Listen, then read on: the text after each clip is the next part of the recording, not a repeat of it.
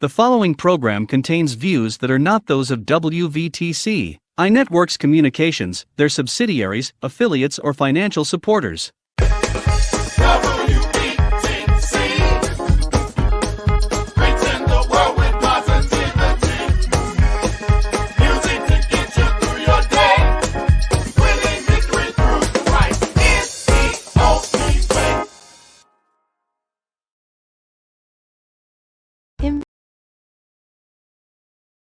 Imagine yourself 20 pounds lighter in 8 weeks. Time Fitness program is designed to lose weight and tone your body at the same time. After each workout, you'll enjoy a 15-minute sauna to burn more calories, reverse the aging process, boost your metabolism, and enhance detoxification. Get a free protein smoothie after each session and a free Time Fitness shirt. Stop procrastinating. TimeFitness.com 773-458-5084. We're gonna do it. I got it. They can't see your live thing. Are you hooked to Facebook?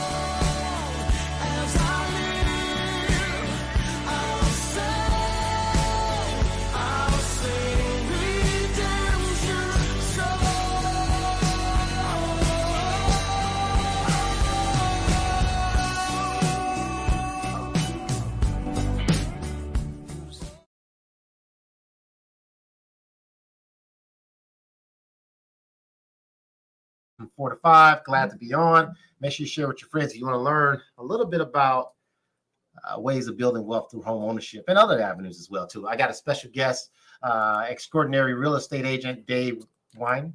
I almost want to call you Weinhardt. You almost put an H in it again. But I stopped. Yeah, good. Right. Now we just talked about it. I know, right? Well, we hadn't talked about it in a while, so good. So with Century 21, he's been on the show a couple times. I think it's the second, third time. But no, we're going to talk to you about a lot of things, the economy, the market.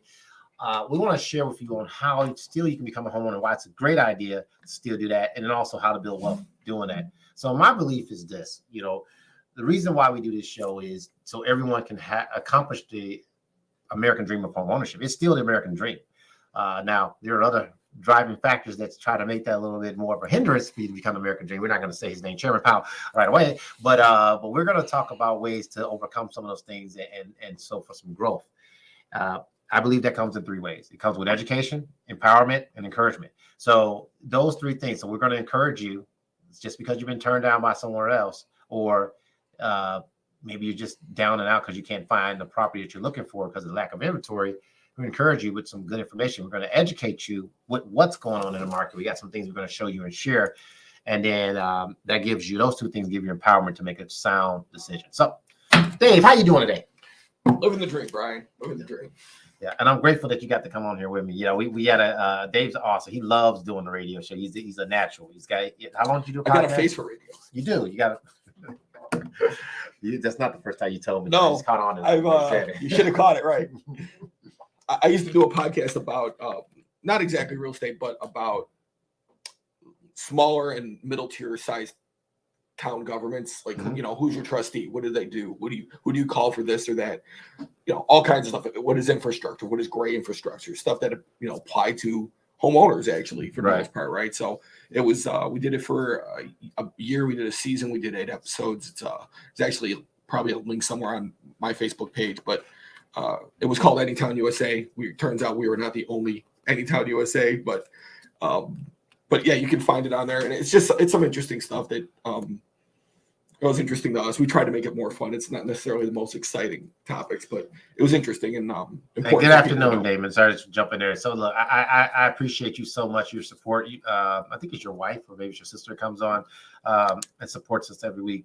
Thank you for doing that. You know, it's nice to know that we have some people that's getting some stuff out of this. But yeah, you're a natural for it. So it's interesting. We're going to share a little bit about this. We've had this nice little award here, the Stellar Award. My good buddy, one of the owners of the station, Franklin Morris, he's gotten the Stellar Award 2 years in a row for internet radio. And look, there's some interesting names on here. I see Aretha That's Franklin. basically like the Emmy Yes. of radio. Yeah, so it's quite a distinguished honor. This is awesome, man. It's either Aretha Franklin. I know some slacker named Dr. Martin Luther King Jr. was on there. Like, come on, Aretha Franklin. This is amazing. Look at the list. Mahalia Jackson. Yeah, this is awesome, man. This is great. Congratulations to WVTC Radio for winning. That is quite the honor. Yeah, Radio Station of the Year 2 years in a row. That's great. Yeah, so that's and here we are. Yeah, we're here. We get to be a part of this. That's awesome. How you doing, Dijon? Appreciate you for being on, man. I do. I'm grateful for you. Hey, share with your friends, guys. We're going to talk a little bit about what's going on in the real estate market and why you should buy. We're going to go into deeper things of that. We're going to talk about why we're in the stage that we're in, and we're going to try to some of the challenges. Yeah, some of the challenges, how we get there, how we get through them. So we're not going to talk bad about anyone because that's not how we do business. But I like to start off, and I stole this from Barry Habib from MBS Highway, and I'm actually going to share some of his stuff in a second. But normally, when you get in the shower, right? You get in a very hot shower. What does a normal person do when the shower is too hot? Anybody want to answer that? Come on, David, participate. Dave, I know you know the answer. I mean, if you're burning hot in the shower, what do you do? Well, the normal reaction for people if it's that hot is to just turn it really cold really quickly, not to just ease it down. But he said jump out. He said jump out. Right. Well, look. Well, no, that's what I think about that. But in my luck, I'll slip and kill myself because the floor is wet. Right. So, but normal people, if it's too hot, what do we do? We tap the dial. We don't push it all the way to the cold, right? So if we push it all the way cold, what happens? Well, it gets too cold too fast. It gets too cold too fast. It's too abrupt. Right. It's probably not what you want to be. And you don't want to be in a freezing shower, right? Right. So you're probably going to be somewhere in the middle. If you like a little warm, maybe over. So that point. So in our market, when we think about what's happened over the last couple of years, and we'll talk about 2008, we'll talk about all this challenges. Because I talk to a lot of people every week, and I get the posts from agents, from builders, financial planners, clients, loan officers, and what they're dealing with. And this market that we're dealing with right now, some of it is, it's supply and demand, and some of it, I believe, is just, my opinion, bad management by the reserve, by the feds, and bad decision making. I'm with you. I think without saying anyone's name, but the Fed. I'll say his name eventually. We'll get to him, but because the reason I'll say his name, because you guys, honestly, again, going back to the theme of our show, creating opportunities for home ownership, for the American dream of home ownership by education, encouragement, empowerment. Listen, you guys got to stop putting people in office that. Well, I take that back. You don't put him in office, but the people you put in office decide who goes in office. So you guys got to stop putting people in office that don't have your best interest in mind. In a lot of cases, they in certain decisions like that, they've been wealthy and they never had to fight for a dime in their life, and they didn't scrape up for this. So they can't relate. They might be able to relate that, oh, I lost a couple $100. I'm making this up.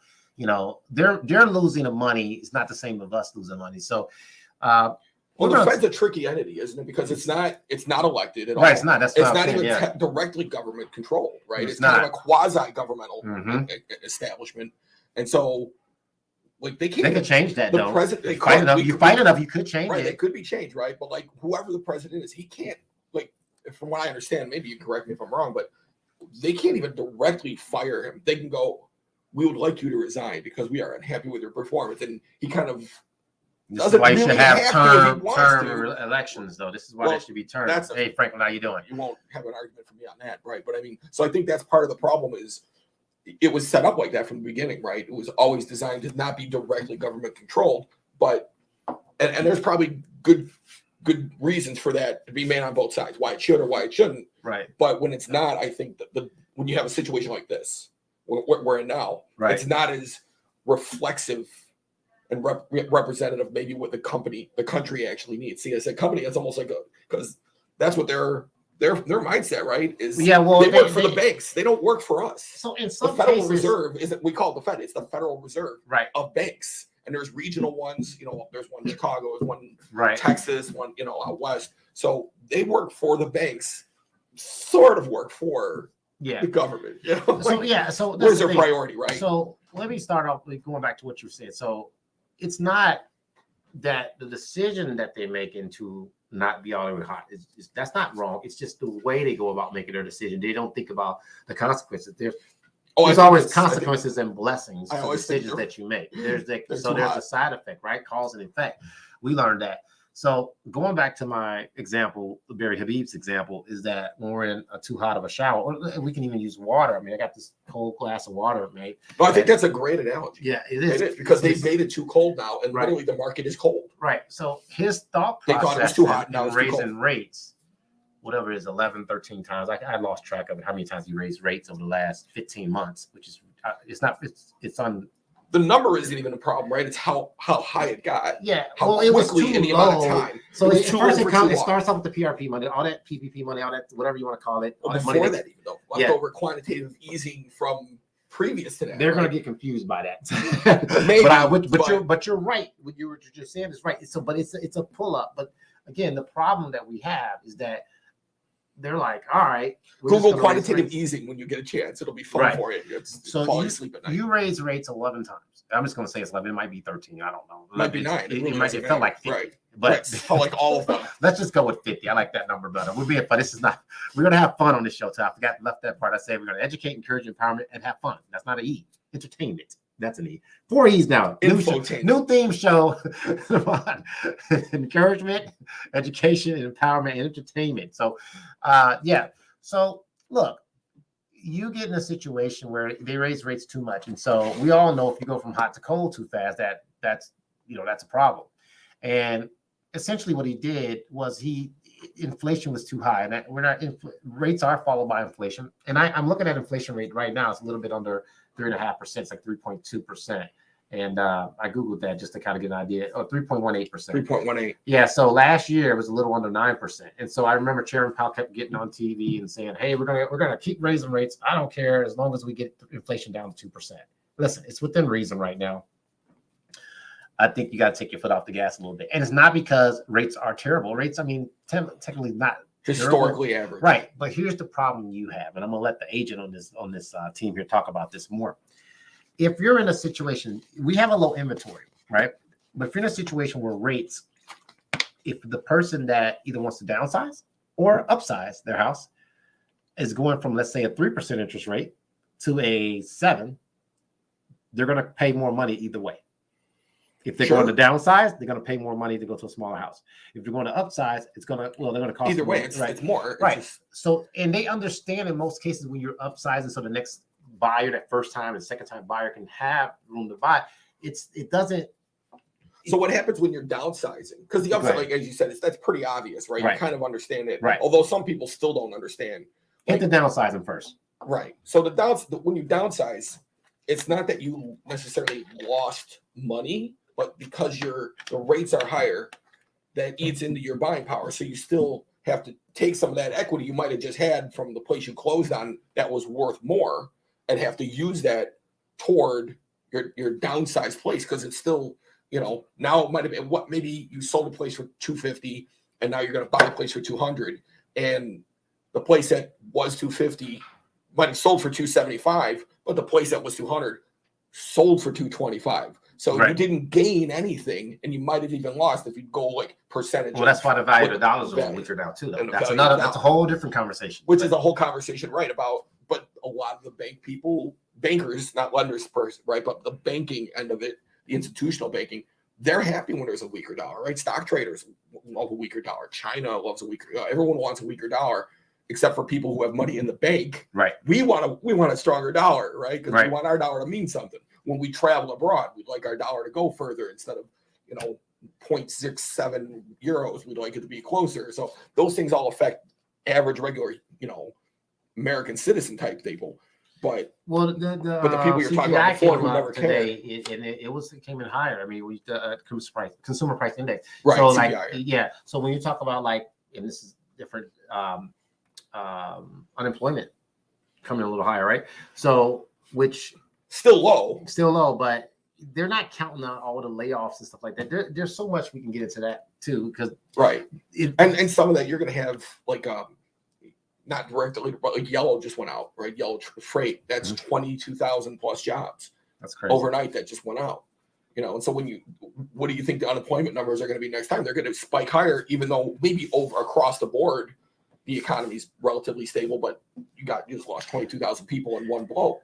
Well, even when we had Twitter lay off a lot of people this year, we had, whatever it's called now. Yeah. Yeah. So, I forget. It's X. X. Yeah. Okay. Yeah. So there's a lot that goes into that. And you got a lot of people that's not applying for jobs right now. Again, because and I'm not saying we shouldn't help people, right?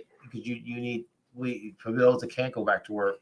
But what you're doing internally by you pushing the meter there from hot to cold, you're basically not encouraging people, right? You're not encouraging people to sell their house that need to sell their house, right? Which hurts. And then you're not helping the middleman or people trying to be able to buy a home. You're hurting people being able to buy a home. And again, that doesn't mean you shouldn't buy, because their whole purpose of getting inflation down, it actually had the opposite effects. It helped values go up, even more, because it's supply and demand. If these are I keep going to my chair, musical chairs. If these are the only two chairs in the room and it's us two, chair's not worth that much, right? Right. Or even three chairs. Right. A little increased value. But put 100 people in here. Right. Make 50 of them handicapped. Right. How much the chairs worth? It's right. Yeah. So I tell my clients very similar. I'm like, it's musical chairs with 11 people but 2 chairs. Right. Exactly. If it's 100, whatever. What was that game? Right? See, here's the entertainment. What was the game we used to play when we were kids? The Duck Goose? Yeah. Wasn't it? You run around in a circle, yeah. you have one ahead, and they got to race back to the circle right there. God, I'm sorry, guys. So I get my ADD kicks in. but it's the same thing, though, right? Because those chairs is one person, well, there's 2 people chasing to get one chair, right? No, no. I don't want to ruin your analogy, but that's not good. That's not good. No, because you're running back to your own spot. There's one spot for 2 people. But 2 people running, but it's the same thing as playing Duck Goose, but you have 20 people running for that one chair. No one's running. It's just like, you do not know how to play Duck Goose. It's been a long time. Right. I'm older than you. Yeah. Back to reality here. Chairs. Yeah, musical chairs here, guy. I like the Duck. You want to play now? I hope for the week. We thrown the entertainment in, right? So here's the don't make me. So look, but the musical chairs is right though. So I mean, basically the chair. So in turn, you've made these. I get a laugh out of you. That's what's important, right? We've made homes more valuable than ever, to some degree, right? We've increased value by. Sure. Well, scarcity. Right. It's almost an artificial scarcity in some ways, but it's scarcity nonetheless. It doesn't really matter why there's scarcity. If you're on the buying side of whatever it is, if you want to buy the last toothpick on earth, it doesn't matter, right? It doesn't matter if I always tell people, toothpicks, pianos, cars, or houses. Whatever you're selling, it's still determined. I like my Duck Goose analogy, both for your toothpick, cars, and the houses. I don't know how you put those together, but because it's scarcity. It's right. I know. I'm messing with you. Whatever the market will abide. Right. And at some point, like even now, like when I read like the prices are tapering off, sometimes depends on which week it is. Right. But even when they do, it's not tapering off because there's suddenly more inventory. It's tapering off because there's slightly less demand, because some of the people that would have sold their house and then been looking to buy another house have stopped wanting to sell their house. Right. So it decreases the inventory, but it also does take another potential buyer off the board. Well, that's the thing. So they took their musical chair home, but they're not fighting for another chair. So you're seeing more and more people. I get this call too about renovation. We do renovation. They ask for line of credit. They do stuff. We can talk about that later. but they're like, I'll just expand my house. I'll add some things on Which because makes sense. It gives them, it's one of the best ways to add value. Is it does add living value. Space. Right, more space, right? People think they put a new door in and they renovate their washroom. So that's not really doing as much. It's just not. People think that all the time, but it's like you got to add living space. So for those that want to downsize, what would you say to them? Go back to the downsizing thing. It depends where you get the most bang for your buck. Really, okay.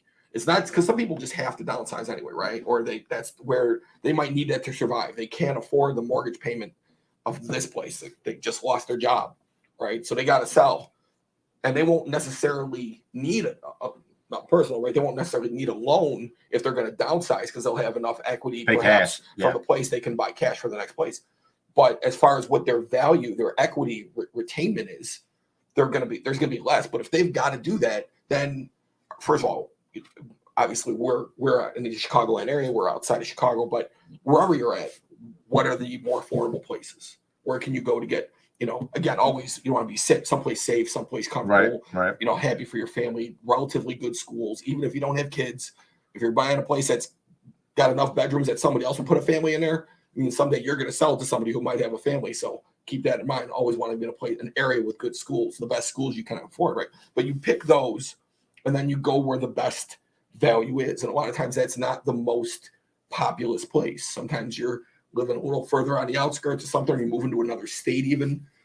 There's a lot to be, I don't know, said necessarily for people that have to move versus want to move, but people used to move more for jobs, for stability. Well, now and where the housing, and now people don't, and it's as much, and there's reasons for that, and there's not everyone's a bad person because they don't do it, but when people say, I'm only going to go here, I'm only going to go there. And I got a friend who lives in Tennessee. She grew up here. She's lived in Tennessee for 20 years. And she's like, it's too crowded now. She lives in, Murfreesboro, which is outside of Nashville. She's like, there's way too many people. When I moved here before, it was nice. There was no traffic. It was affordable down there. It was and it was very affordable. And now it's overheated. Her property taxes are gone up because I always tell people cost money. People complain about stuff. You want stuff, either you're paying for it out of your pocket or you're paying for it out of your pocket over time, but you're paying for it. Right? So I got more questions on this downside by all means. But I want to ask you about that. This because I'm a math guy. I hate accounting, but I love numbers, right? So this throws me off every time. If I'm this is like with HOAs too. This is where I'm getting into. So with tax, could you maybe think about you said there are more people watching the whole conversation? Or could you maybe think of something? So your example with your friend in Tennessee. So you've got property taxes go up because more people come here, and I understand but like let's say I got a subdivision of 1,000 people, and let's say my taxes are $1,000. It makes it real easy each. Easy basic math for me. I'm a realtor. Yes. Okay. So now because I'm government, treasury, whatever, I'm like, hey, I'm going to raise the taxes to $500 more per person. That's not that bad. It's only $250 a quarter. I mean, installment twice a year. So to me, it makes absolutely no sense. Let's say again, you have more people, right? So let's say we added an additional 1,000. Okay, let's go back with me. So we'll use our example. We had 1,000 people, $1,000 each. Right. Okay, let's make it simpler. Let's $1 each for taxes. We know that never exists, but 1,000. So we got $1,000 in this pot, right? I love living in this world. Yeah, exactly. Just go with me. I'm with you. I got you. So now we add another 1,000 to this pot, and I'm the tax guy. Right, we got 1,000 new people, and they're all $1. I'm the guy from Mary Poppins, the guy that had his tie on, was collecting the quarters. Remember that guy? No, yes. So I'm that guy. I'm telling my age now. So you're the county assessor. Yeah, I'm the county assessor. So I'm like, I got 1,000 people here. I'm getting $1 from each one, so I got $1,000. Now I got another 1,000. Instead of adding another $1, so now I got 2,000. I'm like, you know what? I'm gonna charge them $5 more, because that's basically what they do, right? The more, right? So then your friend's example, they went up, right? Right. You have more people. When in turn, if you have more people, you should have more money anyway. Well, yes, but the economics of it, right, are that what are the things you're either expanding or replacing cost? Because you're not going in and putting a new road 20 years ago. You're putting in a road today. What does it cost to put in a road? And a lot of boring things, going back to my podcast days, gray infrastructure like sewage, right? And like people don't see that, they don't think of it, but it costs money. It costs money to have more people. I agree. Right. And when you don't have it, it costs to fix the problems that you ignored, which is a lot of places. Maybe the state that's next to us, they're going to start understanding that because they've had an influx. Oh, you're talking about Indiana? Yeah. Oh, yeah. They're going to understand. They're raising their tax. But okay, go back to that. I feel, and this might just be me because I've looked at this. This is going back to the HOA things. I have an HOA, so I just feel like you're not bitter at all. No, it's old. They've stopped raising. But I'm like, look, for now. Yeah, well, exactly. It's been a few years. I'm not in the condo either. But the problem is this: if you were to just have full transparency from the moment that number, so I agree with you, the cost to fix the roads and all that stuff or whatever they're fixing with the HOA thing. New schools, it's everything. But right? I feel gotta add more police, more fire. There's more skin off the top. That's like when you give to charities, right? Right, what percentage goes to the charity and what percentage goes to administration, politics, to overhead. It's to be different. If there's complete transparency, I'm with you. But to me, there's not. Well, and that goes way back to what you were talking about earlier, though, a little bit, where who do we vote for? If we don't vote those people right, we're in Cook County right now. No, you are. We are physically in Cook County. Yeah, we're in Cook County right now. Yeah. Right now we're in Cook County, and and I don't have any personal allegiance to but like the gentleman that was elected to kind of oversee the Fritz Kagi, I've gone to a bunch of like meetings from our industry. They have a right. And he has explained how he's trying to, better regulate and make more fair the way the system that he took over was. And he implemented about a bunch of things. And then what happened is, and I'm not going to call out any of their names, but you can look them up. The commissioners, right, for Cook County went behind him and were like, yeah, no, we're not doing all that. So even when you have somebody that was elected trying to do their job, if somebody else is going to come in and overrule what that is, and now you can go determine why they might have done that. But the math's not adding up. That's my point. And that's what it is. Yeah, right. There's only why is there a town like Cal City or Burnham or something where there's property taxes for $180,000, $200,000 property? There are $11,000. Park Forest, Chicago, right? There's some towns that are just like what, and then you can go to a place like Orland or Payless Park or whatever, and it's nothing against those towns, but their taxes for an acre of land in Payless Park's kind of decision, right? Like everybody, I think it's by ordinance, unless you're in multi-units, they have at least a half an acre, right? So how is it that they might only have a 6 or 7? I'm sure they're like shut up, it's 7,000. I get it, but you're not paying 10, 11, $9,000 for a quarter acre with a house that's 100 years old. Okay, so here's what I'm going to do. We're not going to call those cities out, but we're just going to call our state out. We not love our Illinois state. The state of Illinois is close. We're like the second to second highest tax state in the country. We've got the most tax. Yeah, and we tax everything. So at the end of the day, you need to just start over and cut it. Yeah, districts are awesome. Do they still charge for bags in Chicago? I don't know. I know California does. I bring all my own, so I don't even. I've given up paying attention. So they ask, I don't even ask. But at the end of the day, it's just I don't want to go down this road, but I kind of like it. I was going to say, we talked pre-show that we were going to go someplace. Well, I haven't gotten on him yet. I'm going to get back to him in a minute. Right. But back to our friend there. Good afternoon, Dwayne, Ash. Appreciate your support, Leslie, my friend, Novi, Latrice, Franklin, Damon, I appreciate you guys for jumping in. Just say hi, guys. Ask questions. Jump in. I mean, we're talking about this. We don't mind, John. We actually, that's one of the reasons why we do this. Is that we got 4 E's now. It was encourage, educate, empowerment, right? And entertainment. We were getting ready to play Duck Duck Goose. Until you forgot how it was played. Yeah, it's true. We need one more person. Got to get our engineer at least one more person. Yeah. Right. And get Franklin up here who can play some of the games we play, guys, instead of playing video games. So anyone has questions, feel free to put them in. We will try to answer your questions. He's keeping me on track. I said the ADD kicks in, so usually I keep him on track. He's keeping me on track. Right. I'm the king of tangents, and I'm the one that's like, hey, let's reel it in a little bit. That's true. So I'm on my high horse. Okay, how can you forget how to play the It's been a long time, man. That was a great question, and I have the same question. It's been a long, long time. All right, so we talked about downsizing.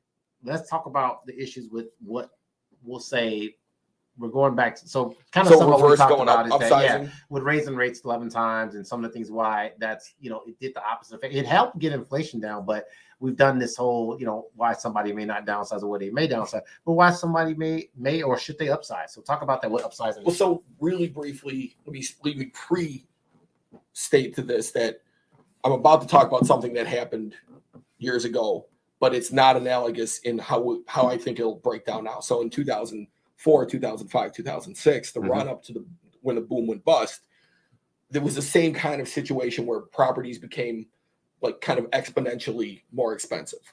Now, the fallout from that, obviously, we all kind of know the Great Recession. It was relatively devastating to, I don't know, the entire world as we know it. So that's not what will happen now. They've put many measures in place, fiscally, governmentally, that we shouldn't have anything like that happen. But the actual functionality of how the market has gotten more expensive, again, going back to kind of basic math, if you buy a place that's 200 and your property value goes up 20%, you're at 220. You keep me on my math. Mr. No, you're wrong. Person, right? You said 20%. It's 240. 240. See already? Yeah. 10% would be 220. Exactly. Yeah. So if it's up to 240, that's why I said it. I think he did that on purpose. He messed up the math. Math on the fly. Just check and make sure if you're. Yeah, I was paying attention. So that's great. You sell the place you thought would have sold for 200, now it sells for 240. You're like, look at me, I've got 40 extra free $1,000 I didn't expect. Now you're going to upsize. You're going to go buy a place for 300, and I can do the math this time. It'll be 360 at 20%. And these are obviously generalizations. We're going to show you that on paper. We got to do that, but he's right on. At 360, yeah, you're getting the bigger house. It's not the problem. The question is, you've spent all your $40,000 of free equity, and now you're still behind on the equity you're trying to get by having the bigger place. Now you might actually, and the thing about when we talk about investing for homes, a lot of people get too caught up in the fact that it's an investment and not a home. So if you're going to be there 3 years, this might not be the best investment depending on what you want to do, because you're behind the ball on what your equity depends on how much they're paying on rent too. Well, that's a big piece. Right, that's a whole separate right. But we're coming out of where they're selling one to buying one. Right. So if you're selling one to buy one, you already have a house. You already have one place. So you're upgrading from there. So that might be fine because you still need a place. You got more kids, you got a relative moving in with you, whatever the case is. So you might still need that space. And over time, you're going to be there 10, 7 to 12 years, let alone maybe 30 extended. You're going to get all that money back eventually. Because as we talked about the last time I was here, it always goes up for we saw it. It was very few times it went down. 70 plus years, 73, I think it is, 73, and like 8. Yeah, it was like 8 and like 2 ties or something. Right. So, and for those years that it went down were the bust years, 08 to about 2012, right? So, aside from those, which were devastating, let's not pretend they weren't, but we've even recovered from those. Although, if you were able to hold on through that, your value on your home is doing very well right now. But when you're talking about that upsizing, it just from the fiscal standpoint, not from you bought a bigger house and you enjoy the bigger house, but just from the monetary standpoint, when you upsize right now in value, you're losing a little bit. We got a couple questions. I want to get to those questions, but I want to talk a little bit about the upsizing piece. Those are some good questions. So we're going to get to those, and you got the right people right here with you. Good mortgage guy, good real estate agent. So really quick, Damon, can you do me a favor? Can you show that? So I want to talk about net worth for the upsizing, because this is the piece to where I think it's so important. So we're just using we can share the whole screen on there, if you could. So is this going to the question, what effect does inflation have on the mortgage? Yeah, well, so here, go up a little bit, Damon, before you hit the show results. Should this be something to look after? It definitely should be something to look at. So here, go all the way up a little bit more. So I want to show you what I did. So what this is called Moody Analytics, and give Barry Habib credit for this too. So we just did a Cook County. I think we did also Cook County. We did a value at 350. So it's Cook County 350. Right. You can slide down now. So you can go down. So over to the left, and if you could highlight that for me, over to the left where it says 15. So all the way where it says band all the way to the left, all the way to the left, 2783. And then you can see under where it says, and it takes up with the current interest rates. The average 5.93. Yeah, unhighlight that for me for a second. Like basically, but harder to read for you. Yeah, okay. 5.9% is what the average rent is going up to. Okay. Now go over to where it's right under where it says appreciation gain. right to the middle, go down a little bit, go down a little bit more. Stop right there. So we're forecasting in Cook County that we're going to go up 3%, right? Now, I think in certain areas it was like 4.9% for it. So with a lower appreciation range at 350, it's telling you in 9 years your house will be worth 459. So that's one advantage. Okay, and I'll get to my point in a second. Then also when you're paying rent or whatever you pay, you're paying on interest only in rent. In this case, you're going to be paying down some principal. So after 9 years, that's $52,000. And then we're going to talk about appreciation at 3%, what that looks like. Okay, so go down a little bit more. And you get none of the write-offs or anything. Right, and we're not even talking about write-offs right now either. So the cost of sale, we're just going to say 6%, right? $27,000 for your taxes, whatever. Hit show results for me, if you don't mind. Right in the middle. Yep. So it's calculating. So your net gain by buying a home right now in this situation is $168,000. And the reason for that, let's talk about net worth. And because I'm going to have Demond doesn't know I'm going to have him do this. I'm putting on the spot, and I did not train him to do this. So he's going to learn right on the spot. So this is at 168. We're going to take it to another level. This is called upsizing. Let's say in 9 years your house is worth, you're selling your house for 450. Now you have 168 to put down. And if you can afford it, this is why in some cases it makes sense for you to upsize to build wealth. Go up a little bit, Demond, all the way up. Okay, we're going to change this. Change the property purchase value. Change the purchase value to 600,000. Just put 600 in there for me. Now get to you guys in a second, and then hit go back down. Then hit the green arrow. Hit enter for me. Cool. All right, so we're going to ignore some of this. So cash flow difference, 89,000, come down a little bit more. 199,000 equity gain. Look what it's worth, and your net gain went from 168, and we're not even counting you putting that down to 330,000. This is another way for you to build wealth, because even at 3, it went to 3.2%, right? A little higher value. Right. So now your net worth has gone up more, right? This is why you upsize, right? One, maybe you want a bigger house in that situation, but two, it's building a higher net worth. So in 9 years where you had 168,000, and in the next 9 years you have 330,000. I can't count today. What is that? 430 plus 60,000. That's about $500,000 gain in about 18 years. And to be clear, we're basically using this as a single family home, but for a lot of people talking about more solid investing, yes, even if it's staying within something that you would use as your home, like a 2 to 4 unit, not even going above 5 and more where it's commercial, but staying with something where it's your primary residence, you get your tax write-off for that, your homeowner's exemption. Even staying within that, that's a far more likely situation, I would think, for people in that situation than necessarily selling their house for 300 and buying a house for 600. Right. But with going from like a 2 unit, maybe up to a 4 unit, right? Those numbers from both those situations you just said, you're really likely, yes. And you're now turning around as the investor again, you're probably getting higher rents, obviously too. 100%. You know, the odds of you buying the 600 unit and not having it be better are pretty slim. Do me one more favor, like go up where it says right on the starting home value at 600, where it says 3.24%, right there. Go back down a little bit. We're using conservative numbers, 3.24% appreciation. Guys, what happens if this thing does go up and we get the average 5 or 6%? I'm just saying that's right. We're doing, conservatively on the lower end of, the lesser optimistic way, right? Which is really good. This is the way I always present my numbers to my clients, because they could still go lower, obviously, but if you start off on the lower end, you've got a lot more upside potential. And so if things get to 5%, I mean, I don't think we are going to use the 3%. But if we're off 100,000, you're at 230. You're throwing away money in rent. Okay, I want to answer those questions. Yeah. So Ashley asked, how do you pick a good real estate agent or a mortgage company? Well, you address mortgage companies, sir. So I mean, I would say this for both, but I definitely. So you want someone first. You should look at their reviews, right? I think you should check and see who you're working with. But number one, if they can answer your questions, right? My thing is, and I'm going right off the spot here, so I don't care here. I always tell people it's not sexy, but we'll never lie to you. That doesn't, we're going to communicate with you. So we make 4 basic promises: close on time, no surprises at closing, treat you like family. We communicate with you weekly. That's under the process. So you've dealt with me. You know how that works. From a mortgage company standpoint, I think you want to make sure you have someone that's going to look for your best interest in mind, and real estate for them, and make sure they're knowledgeable.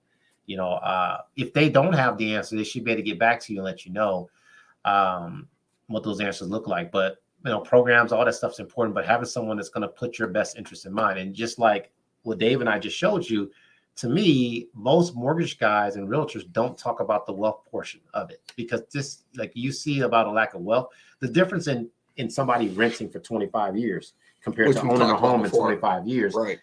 You talk about leaving wealth. It's not always about you. That's not be selfish here. If you got kids and stuff like that, it's about putting them in a better situation. So to me, education is a good part of it. If you come out, here's one. With Dave and I are talking about this.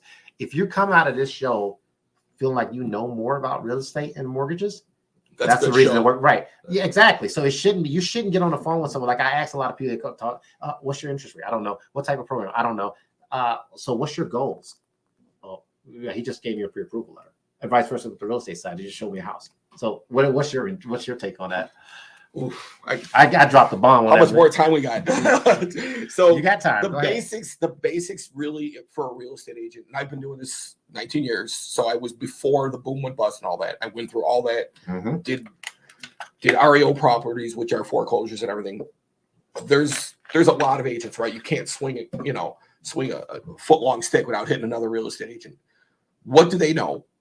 What are they willing to do? And it doesn't necessarily mean in price, and doesn't necessarily mean they're going to work every single weekend or whatever, but it should mean they're pretty flexible. It should mean they're relatively available for at least your questions, your calls when, again, 11:30 at night, maybe not, but if they can't be found after 5 o'clock on a Thursday, it's probably not your best fit, especially from the buyer standpoint. But even from the seller, you might have questions at any time that you don't know. And that's our job. We in our industry, and Brian's as well, right? We portray ourselves as an industry as your experts. If you knew what we knew, you wouldn't need to hire us. So you should be looking for somebody that can go through the whole process. With my clients, whatever side I'm on, I am not a lawyer. All my legal training was 1 semester in high school and watching Law and Order for 30 years. And I will always refer you to a lawyer. But what should you do? Your agent should be willing to go through the contract with you, whether it's the listing contract, whether it's the purchase contract, whatever you're looking at. If they don't want to go through it, or they can't go through it because they really don't know what they're talking about, that might be a hint that you need to find somebody that's a little more qualified. Also,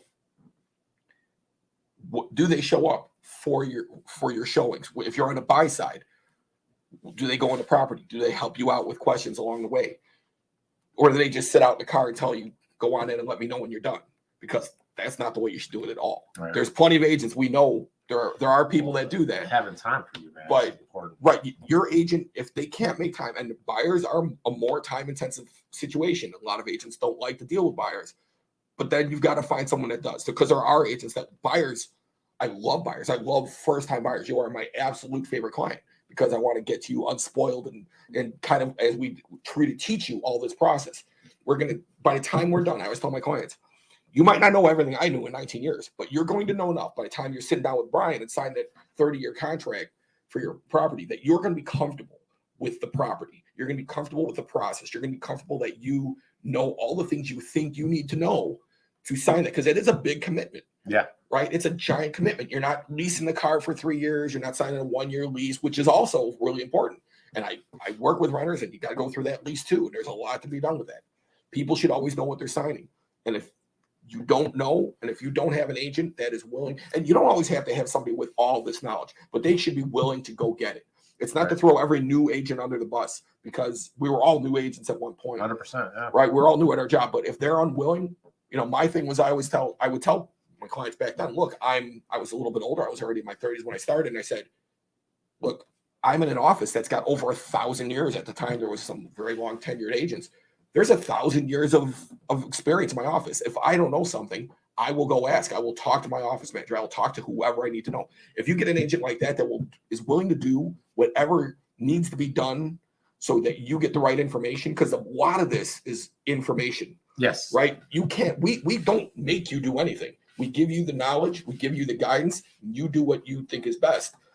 Ultimately, whether it's on my seller side or my buyer side, I'm not putting a gun to anyone's head to do anything. I'm going to lead you to the water. I always say you can lead a person to knowledge, but you can't make them think. Right. So you give people the knowledge. If they want what they want to do with that is up to them. At the end of the day, I work for you. We all work for you. So if something's not going well, send us off and get somebody that works better for you, whether it's a lender, an attorney, an inspector. You know, your agent should, going back to the agent, your agent should definitely go to your inspections. I've missed one inspection in my entire career, and that's because I was out of state. They moved up to Sale. But other than that, and I had it covered, and I've covered for other agents. So you go to your inspections, you know what you're looking for. Am I an inspector? No. But do I know a lot of what I'm looking for? So I know to ask the inspector about that. Hey, what does that crack look like? Is that a stress crack? Or is I that would even foundation? say, when you're saying that, I've had a couple situations where agents didn't encourage the buyer to get a home inspection. I said, you always want to get a home inspection. Oh, so that's this current market. Yeah, because people are getting desperate, right? For everything's as is, but also we don't want someone to even get an inspection. I definitely tell my clients, look, if you do that, I would like you to sign this waiver that says you went against my idea, because I always get an inspection. A home inspector, just not the sidewalk, we have another question to hit. A home inspection and an FHA appraisal are two different things. FHA appraisal does not know what they're looking for. Very, very strict things. They're very narrow focus, very obvious things that we would like. It's fine that they're looking for those, but it's a very narrow. Do not rely on that as your home inspection. Do not rely on a village inspection, because there's places that, unless you're a full gut rehabber where you don't care because you're going to touch everything, and those people should know what they're getting into. If you're not that person, get a home inspection. You're not going to buy a $200,000, $300,000, $600,000 property and not spend another $400 or $500. That's ridiculous. Hey, growing what I eat. I like that. What's your name? Thank you for following. There you go. I appreciate you, and hello to you guys. I gotta know your name. I'm not gonna call you growing what you eat, but I would like to know about your business. What's up, Eat? Yeah, Eat. I don't care. GWIE. Was that we? Yeah, okay. Look, we made 4 E's, right? We're gonna educate you. We're gonna encourage you. We're gonna empower you to make a good decision and become a homeowner. But we're gonna entertain you. That's our 4th E now. We have to entertain with 4 E's. So Damon talked about. And thanks for that. I think you knocked that one out the park. Types of effect does inflation have on a mortgage? Should this be something to look over? So, hey, Derek, thanks, man, for letting us know. So, yeah, inflation drives rates. So if you think about it, they kind of go hand in hand. Not the exact same rate, but they drive whether they go up or down. So can you explain that a little? Because I've been told that, and it used to be told they were not associated. But it seems like they become more closely associated. Closer, yeah. Normally, when inflation goes down, rates go down too. But we're not going to say no names, Mr. Chairman Powell. He doesn't realize inflation is down to 3.18, and he can take his foot off the gas now. Look, it's cold now, Chairman. So if you weren't here earlier, the question was, if it's too hot, the shower's too hot. Normally, most people tap it. Except for Damon, I think he said he'll run out. But he's just jumping out. They'll tap it and cool it off a little bit instead of just going all the way cold and say, I want to be in a cold shower. Unless you're working out, you like hot. I like warm showers, hot showers. So I believe what the Fed and Chairman Powell particularly did, they just like, hey, we're going to get inflation down, and to some degree, rightfully so. And they put their foot on the gas too much to where they just pushed that bad boy all the way cold. They used the plutonium hammer. Yes, they couldn't use the stainless steel scalpel. Which in turn hurt people that's trying to buy a home, be able to afford a home, that way you want to sell their home. And so, we have to fight past that. So back to the original point, that inflation, normally when inflation goes down, rates go down. Inflation goes up, rates go up. So inflation is going down, you want to see the rates start to come down a little bit. And that, not that they're terrible. I truly believe a market that will be good for us will probably be somewhere in the 5s, maybe mid 5s, low 5, somewhere in that ballpark. And I think if we can get under 6, that's that's the key, thing. Especially right now with values going up the way they have. So real estate drives our economy. It really does. And so I would normally it does, right? But I mean, that's kind of the thing. This current one, that's what's freaking out the Fed, is because jobs are relatively still strong, right? And the numbers haven't hit all the winners like they're supposed to. But I think that's what's throwing them off, is because they're used to hitting the cold, and a lot of people are doing these like little Uber jobs and Lyft, and so that's not taking it. So you got. I think that's what it is. The great the job migration is throwing them off. That people are still spending aside from houses because they find other ways to make money. Have small businesses. That's at all time. During COVID, you have car more sales small are still doing great. Yeah, that's going to start coming. But right now, again, they're doing about relatively great. Relatively great. I agree with you, but you're starting to see commercials where you're getting 2.9%. Right, they're a little bit better. They're giving more incentives now because people are not rushing in with their PRP. What was it called? money they were Oh getting yeah, buying. right. It's running out. Yeah. Right. It's running. Well, it should be out by now, right? I mean, some people apparently it wasn't because people are still buying $75,000 pickup trucks. So Yeah, I don't or get more. that. Yeah. So I mean that's so ridiculous. so aside from housing though, a lot of other consumable goods and stuff are doing relatively well, which I think is skewing them because as you say though, people are quitting like what we would probably consider a standard, traditional type jobs, Right. and they're filling it in with dog walking or Uber, they're getting creative. They're getting creative because they don't want to be tied to that 9 to 5 cubicle anymore. But they're still making their bills and they're still spending, which is still driving the economy. Which the kind of goal the debt is up though. I've had more people are calling in about refinance. Which if you guys want to do that, we can help you do some debt consolidation. I just did one. So debts are up, and that means a lot of people are spending on the credit cards and stuff like that because they're trying to weigh it out. You're going to see, I think, with the retail, this will be interesting how Black Friday and I was just going to say, I think that's going to be interesting. How much does it fall off before that? And you might see rates come down before that. So let me just jump in front. And they might ask this: is that should I buy now or wait till that happens? No, because I don't expect real estate to go down.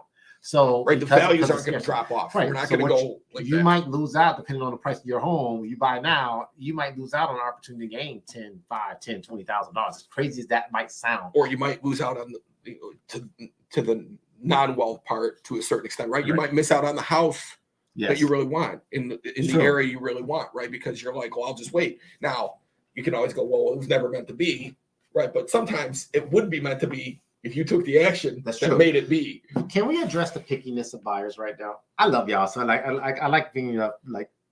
Can I read it up?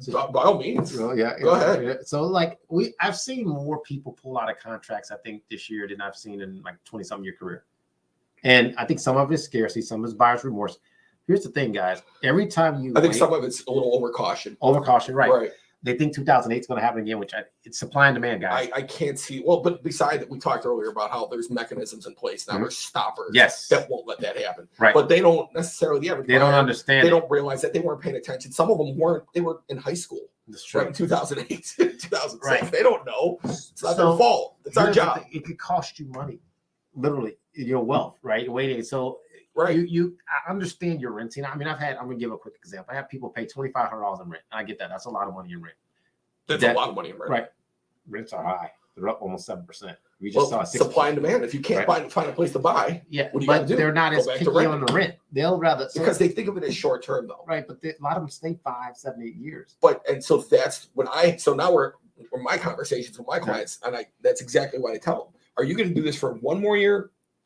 Okay. All right, but a lot of people say that, and then it's 3 years, 6 years before you know it. Your first kid's being born, and now you're like, "Well, David, I want to can move you show now. that screen one more time? Is that gone? Can we show it real quick? I just want to do this really quick, guys. I mean, we'll come back because I think this is really a hot button for me. I know we got 8 minutes. We're good.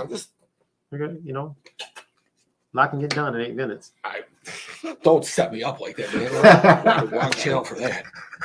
That's not right. Is also fine. Thank you, Derek. We'll call you Derek now. That's cool. Okay, we'll show that real quick. Okay, so I want to take it down to 300 again. So just change that to 3 for me, boss man. He gonna charge me more for this. No. Overtime, yeah. Yeah. Okay. Paid by clicks. So go down real quick. Down some more. Go down. Okay. So year 3 is where you start to make money in this example. We're using 3% based on depreciation. And it's not a ton, but you're positive. 7,500. That's after selling and paying the cost to sell. Right. If you're staying in your property for more than a rental, you don't have any cost to sell. And we're using 3%, right? And if you're a renter, there's no cost to sell. So you can throw in another $23,000. So you would be at like $30,000 in year 3. So potentially, do me a favor, Demond. So go down where it says the cost of sale was a negative 23,000 right there. Can you go over it, like highlight that, like kind of go over that? Yeah, right there. So take that 23,000 and add it to 75. So we're about $30,000 in 3 years in this example. Very conservative number in 3 years. So if you're renting at 2,000, 1,500, whatever it is, and you're waiting and you're waiting and you're waiting, you're costing yourself money. 24,000 to 36,000. Right, and we're using 3%. And depending on area, up and coming areas might be 5, 6, 7%. So it could potentially be 50,000 in 3 years. That's the difference of what you're waiting on. So even if it's not what you want, let's say you go to year 6, 61,000 plus 23,000, that's about $84,000.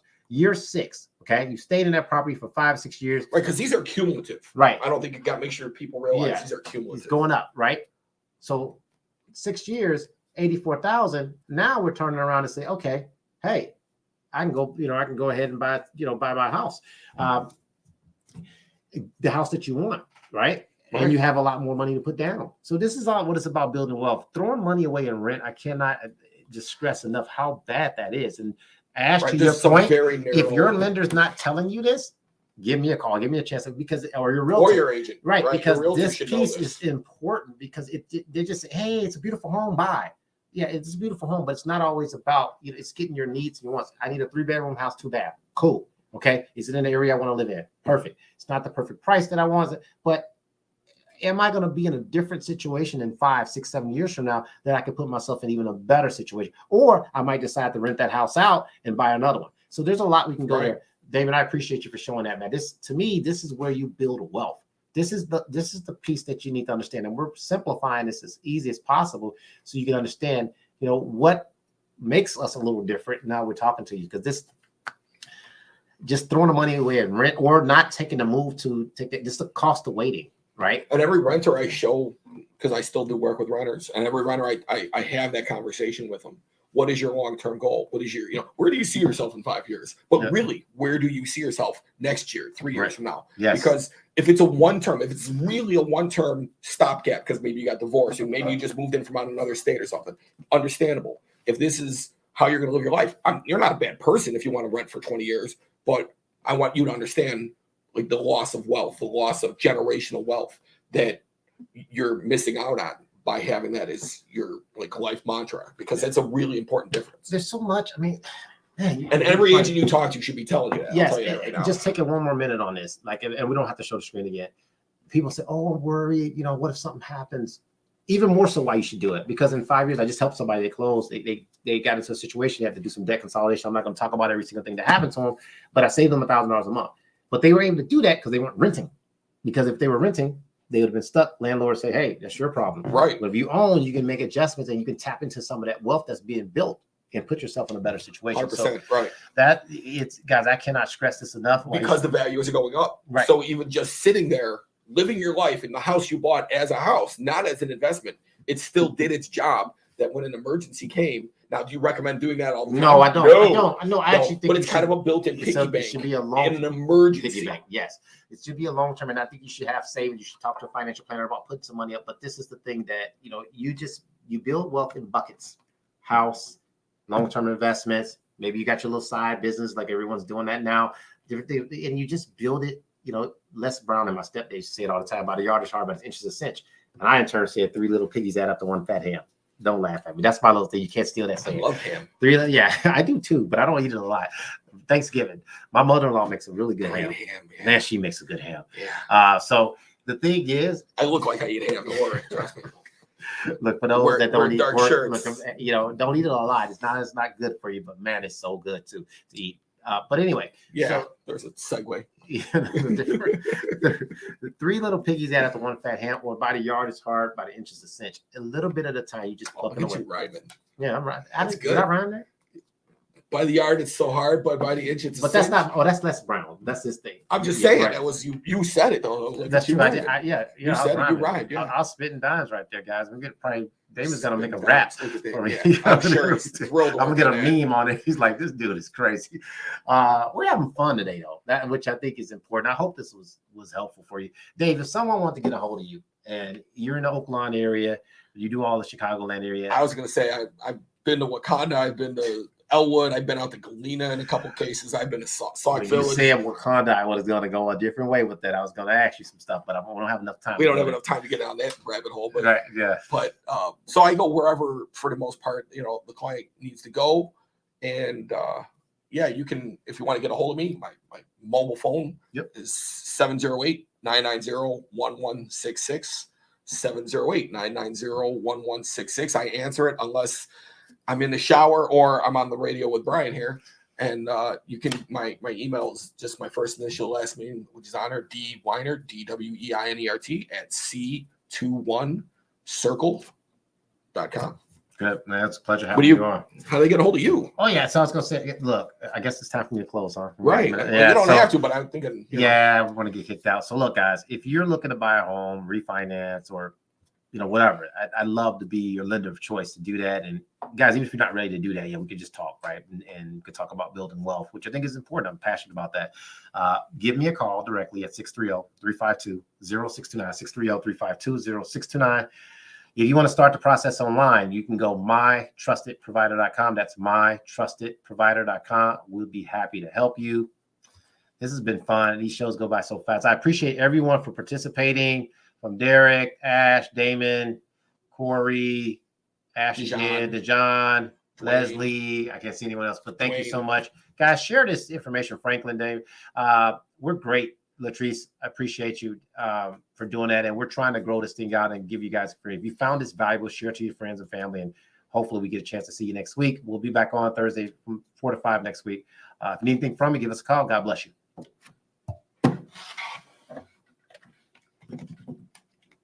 Views made on the preceding program are not those of WVTC Radio, iNetworks Communications, or their financial supporters.